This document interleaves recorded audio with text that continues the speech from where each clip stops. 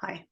Last week, we talked about KTLO, or keeping the lights on, where 80% of IT departments are spending their budget and time in general.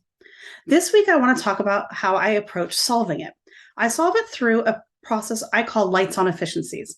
Imagine you're at a company, and every week they have 5 new users to set up. That's employees, contractors, doesn't matter what, but there's 5 new users IT has to set up. And it takes IT 12 hours per user to do setup. Over the course of the year, that's more than one IT person's full-time job just doing new user setups. Now imagine that you spent a little bit of money and a little bit of time and work to reduce that to 2 hours per user. That frees up an entire IT person to work on other things like revenue generation projects or innovation. There's lots of projects that usually IT folks are needed on, and there's not enough to go around. Imagine if you freed up that whole person. Now, imagine taking that same effort that you did for onboarding and doing it for employee offboarding, for user changes. It starts to build a large amount of time that can then go to other places. It spends funds more, reasonably when you're spending so much on keeping the lights on.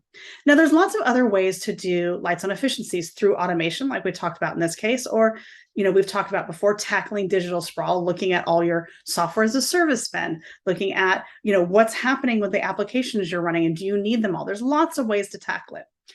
Now, a lot of times when I talk about keeping the lights on and doing lights on efficiencies to make a difference, people ask me, why doesn't everyone do this? Why are we stuck at 80% of IT budgets and time on keeping the lights on? And I think because it's difficult to slow down to speed up. One of the things I've had to do as an IT leader is go to my fellow leaders and say, hey, I need to slow down a little bit on these projects so I can free up a bunch of resources for you going forward. It's hard to do, and a little pilot program is a great way to show proof that it can work, but it's critical that we pay in to pay out. And over the course of my career, people have said, oh, how have you gotten something from nothing? And it's not something from nothing. There is some pay in, but it makes a big difference.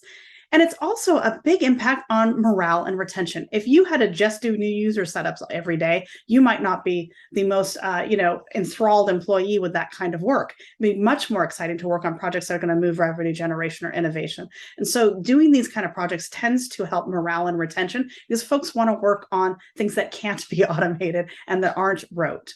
Now, one thing I always want to mention at the end of these kind of conversations is that it's really important no one goes back to their IT team and says, reduce your KTLO, unless you also give them some dollars and some time to go with it. If you just ask people to reduce with no resources to do it, that turns into its own morale and retention problem.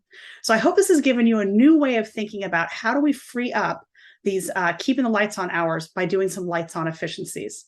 Until next time.